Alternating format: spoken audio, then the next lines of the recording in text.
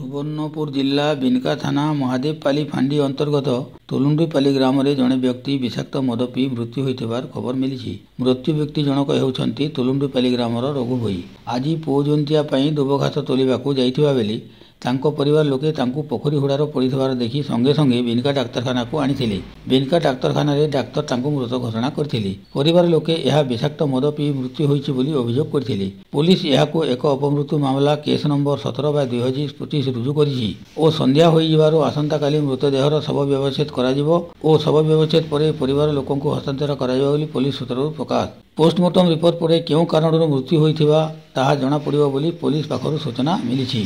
ग्राम रे बेआईन भाव में मद बिक्री हेउथिबारु आज जणे व्यक्तिर जीवन जाइछि, किंतु आगामी दिन में प्रशासन कड़ाकड़ी बेआईन मद बिक्री बंद करने स्थानीय सरपंच प्रतिनिधि और ग्रामवासी दाबी करिसेंति। आम सांबादिक माने अबकारी विभाग को जोगाजोग करने चेष्टा करे मध्य किछि उत्तर पाइले नहीं। बाकी रहिला खबर प्रसारण पर प्रशासन केते तत्परता प्रकाश करी कार्य करुछि। आया पढ़ापढ़ी नहीं करी सकालू तो दुपतुली जाऊछ पहला बोले अदर मोर बोहरे बोले दुपतुली नहीं जाओ तुम छुआ आनबार बोले आर तो आड़े जाऊछ पहले आर बंध आड़े गला सेन मतन पीला आर सेन पड़ी रही बोले 12 बजे आड़े पर देखले मुई बिल तो नहीं थे आज्ञा मुई बिल तो काम कवर कर जाइए बंध न पड़ी थे घर लोग जाकर आनले अथरा पर आनले आर महादेवपाली नेले महादेवपाली ईठान के ट्रांसफर कर देला आज आन कर रखी बिनका हॉस्पिटल पोस्टमार्टम करवा लगी रखी देले किचु नहीं है आज्ञा बेमार सेमार किचु नहीं है